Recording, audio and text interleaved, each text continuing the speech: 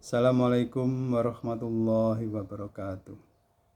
Saudaraku, kasus tembak-menembak dalam tanda kutip antara Baradae dengan Brigadir J di rumah dinas Verdi Sambo, Inspektur Jenderal Verdi Sambo, babak pertamanya sudah selesai. Dan semua orang tahu Verdi Sambo akhirnya menjadi tersangka utama dan dia terancam hukuman maksimal, hukuman mati. Dan kasus ini mengingatkan saya pada satu ayat dalam Al-Quran, yaitu surat Ali Imran ayat ke-54 yang bunyinya begini. A'udzubillahi minasyaitonirrajim. Bismillahirrahmanirrahim. Wa makaru wa makarallah wallahu khairul makirin. Yang artinya antara lain begini. Orang-orang kafir itu telah membuat tipu daya dan Allah membalas tipu daya mereka. Dan Allah adalah sebaik-baik pembalas tipu daya. Coba kita kaitkan antara ayat ini dengan kasus Verdi Sambo. Kita tahu bahwa di awal kasus ini direkayasa sedemikian rupa, dibuat skenario, dibuat tipu daya, bahwa kasus ini adalah kasus tembak-menembak antara Baradae dengan Brigadir J. Dua-duanya adalah ajudan Verdi Sambo. Kabarnya Baradae waktu itu mendengar jeritan dari Putri Chandrawati, istri Verdi Sambo, lalu turun ke lantai bawah dan melihat Joshua sedang melakukan pelecehan seksual kepada istri atasannya tersebut. Lalu si Baradae memperingatkan Brigadir J, tapi dibalas dengan tembakan yang semuanya tidak mengenai dirinya. Lalu dibalas oleh tembakan Baradae yang akhirnya menewaskan Brigadir J. Semua orang hampir percaya dengan cerita itu.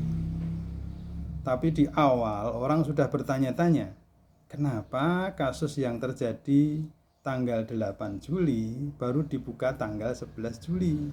Lalu 3 hari jeda ini ngapain aja polisi? Itu pertanyaan pertama yang waktu itu bergema di dunia maya. Lalu semuanya berjalan, semua ribut. Verdi Sambo membuat pernyataan-pernyataan, melobi ke sana kemari dan sebagainya. Semua terjadi sampai akhirnya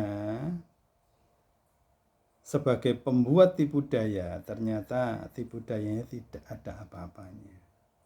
Ketika akhirnya Baradae yang waktu itu dituduh sebagai orang yang menembak Brigadir J, ternyata membalik keterangannya, mencabut BAP dan menyatakan bahwa dia melakukan penembakan itu karena disuruh, diperintah oleh atasannya dan merasa tertekan oleh perintah itu. Nah, setelah itu mulailah berbalik. Kenyataan jadi berbalik, fakta jadi berbalik. Verdi Sambo ditempatkan di tempat khusus di Brimob, di Makobrimob Kelapa Gading. Lalu semua orang berspekulasi ini ada apa dan sebagainya. Tapi ternyata Allah memang pembalas tipu daya yang sebaik-baiknya. Akhirnya terungkap bahwa Baradae selain perintah oleh Verdi Sambo, dan dia waktu itu hanya memberi tembakan peringatan.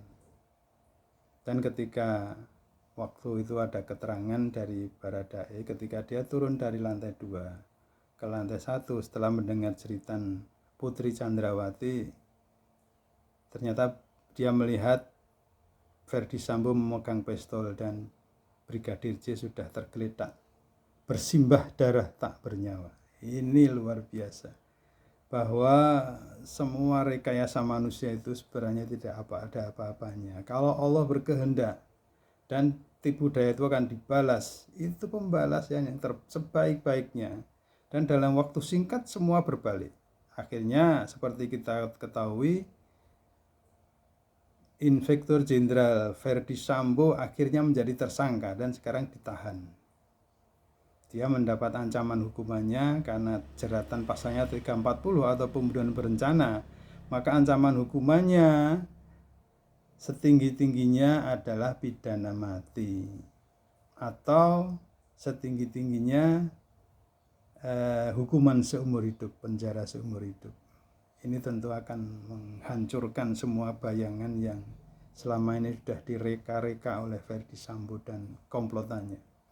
Dan yang luar biasa, ternyata kasus Verdi Sambo itu menyeret beberapa jenderal, menyeret beberapa perwira tinggi, dan sampai ke anak-anak buahnya. Sampai 31 orang yang akhirnya diperiksa, dimutasi menjadi hanya perwira tinggi, lalu diperiksa oleh Irwasum. Ini meskipun babak pertama sudah selesai, tapi kok kita masih yakin bahwa kasus ini akan berlanjut ke babak-babak berikutnya, bahwa masih ada tersangka-tersangka baru, tokoh-tokoh baru, jenderal-jenderal baru yang akan menjadi tersangka. Kita lihat ini, karena kasus ini menjadi seperti bola liar, bola salju liar yang menggulung-gulung liar dan menyikat siapa aja yang terlibat di dalamnya. Kita lihat keseriusan Pak Jenderal Listio Sigit Prabowo, Kapolri, untuk menangani kasus ini. Dan saya juga ingatkan bahwa mestinya setelah berhasil menuntaskan dengan tegas kasus yang melibatkan anak buahnya, bahkan di kalangan jenderal, Listio Sigit Prabowo mestinya masih ingat kasus kilometer 50 di mana 6 Laskar Front Pembela Islam FPI tewas ditembak oleh polisi, anak buahnya sendiri. Dan kita melihat ada kesamaan antara kasus KM50 dengan kasus Verdi Sambo. Kesamaannya adalah sama-sama CCTV hilang, sama-sama dirusak tempat kejadian perkara sehingga banyak barang-barang bukti yang hilang. Sama seperti itu. Juga disebutkan ini tembak menembak antara Laskar FPI dengan polisi. Padahal Laskar FPI tidak membawa senjata apapun, mau nembak dengan cara apa. Ini mungkin saya berharap mudah-mudahan Pak Listio Sigit Prabowo bisa menyelesaikan kasus itu dengan baik juga, meskipun melibatkan jajarannya. Karena kasus tertembaknya 5 syuhada FPI itu sudah dimubahalahkan oleh Habib Rizik dan orang tua ke-6 syuhada. Nah, kalau mubahalah ini berjalan, dan yakinlah pasti berjalan, dan Allah pasti akan menjalankan itu nanti akan ketahuan, malah akan terbongkar semua siapa yang membuat rekayasa seperti kasus Verdi Sambo nanti, bahwa Allah akan membalas tipu daya mereka. Kita tunggu babak selanjutnya, dan kita tunggu juga penanganan kasus tragedi kilometer 50. Terima kasih. Assalamualaikum warahmatullahi wabarakatuh.